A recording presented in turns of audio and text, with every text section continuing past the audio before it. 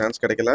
But way of water first day first show அந்த theatrical ரெஸ்பான்ஸை விட இந்த ஃபயர் அண்ட் டேஷ் படத்துக்கு ரெஸ்பான்ஸ் ரொம்பவே நல்லா இருந்துச்சு. ஆடியன்ஸ்க்கு அவதார் 1ல இருந்து எல்லா கனெக்ஷன்ஸையும் புரிஞ்சுட்டு இப்படிதான் அவதார் படம் இருக்கும் அப்படின்னு தெரிஞ்சுக்கிட்டு அந்த ஒரு கோர் ஆடியன்ஸ்க்கான எமோஷன்ஸை நான் பார்த்து சொல்ல எல்லா ஆடியன்ஸுமே கரெக்டா அப்ளாஸ் பண்ணி விசில் அடிச்சு நல்லா என்ஜாய் பண்ணி ரெஸ்பான்ஸ் கொடுத்து பார்த்தாங்க.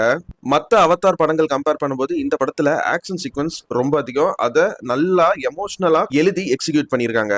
அண்ட் இது வரைக்கும் சயின்ஸ் ஃபிக்ஷனாவே போன கதையில கொஞ்சம் ஸ்பிரிச்சுவல் எலமெண்ட்டை கொண்டு வந்து அது மூலியமா வந்து ஒரு விதமான என்டர்டைன்மெண்ட் கொண்டு வர ட்ரை பண்ணியிருந்தாங்க. அது எனக்கு பர்சனலா ஒர்க் அவுட் ஆச்சு. அண்ட் அந்த ஸ்பிரிச்சுவல் எலமெண்ட் படத்தோட லாஜிக்குமே இடிக்காம இருந்துச்சு.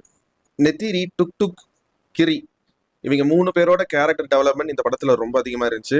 குறிப்பா நெத்திரி ரேஜ் மோடுக்கு மாறிட்டாங்கன்னா அவங்களை கட்டுப்படுத்துறதுக்கு ஆளே கிடையாதுங்கிற மாதிரி வந்து ஒரு கேரக்டர் ஆர்க் வந்து எழுதியிருக்காங்க. வேற லெவல். துல்குன்ஸோட ரிடம்ஷன் ஆர்க் உங்களுக்கு கண்டிப்பா வந்து